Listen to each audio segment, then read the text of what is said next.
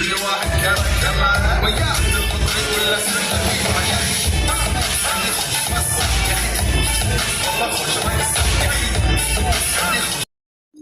नमस्कार मंडळी, मी का 2 दिवसा अगोदर धुरंधर पाहून आलो.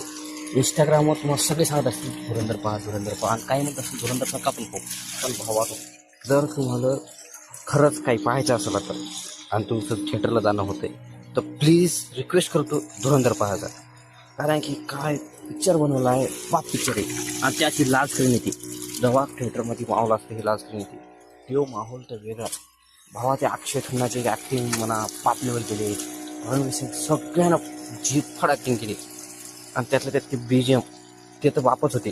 काय स्पॉइलर आहे भावा. या लाईव्ह स्क्रीन हे फेवरेट होता भावा. लास्ट स्क्रीन जो रेकॉर्डिंग करतात ना अख्खी, आणि ते त्या टायमाला रणवीर सिंगचं विषय संपत होती. तर आपण म्हणतो बॉलिवूड पिक्चर असे पिक्चर बनावं पाहिजे. विरोध करणारे जाऊ द्या काय करत नाही, पण होतापर्यंत पिक्चर पाहायचा. चला भेटू. जय हिंद, जय महाराष्ट्र, जय भारत.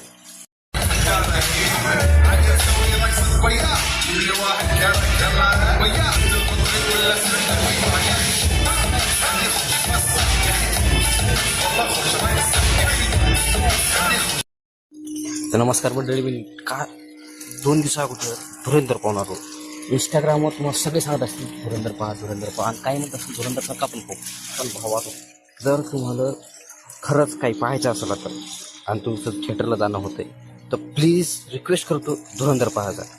कारण की काय पिक्चर बनवला आहे, बाप पिक्चर आहे आणि त्याची लाज स्क्रीन येते.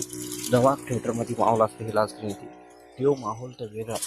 भावा, ते अक्षय खन्नाचे ॲक्टिंग म्हणा पाप लेवल केले, रणवीर सिंग सगळ्यांना जीप ॲक्टिंग केली आणि त्यातलं त्यात ते BGM ते तर बापच होते. काय स्पॉइलर आहे भावा. या लाईव्ह स्क्रीन हे फेवरेट होता भावा. लास्ट स्क्रीन जो रेकॉर्डिंग करतात ना अख्खी, आणि ते त्या टायमाला रणवीर सिंगचं विषय संपत होती. तर आपण म्हणतो बॉलिवूड पिक्चर असे पिक्चर बनावं पाहिजे. विरोध करणारे जाऊ द्या काय करत नाही, पण होतापर्यंत पिक्चर पाहायचा. चला भेटू. जय हिंद, जय महाराष्ट्र, जय भारत.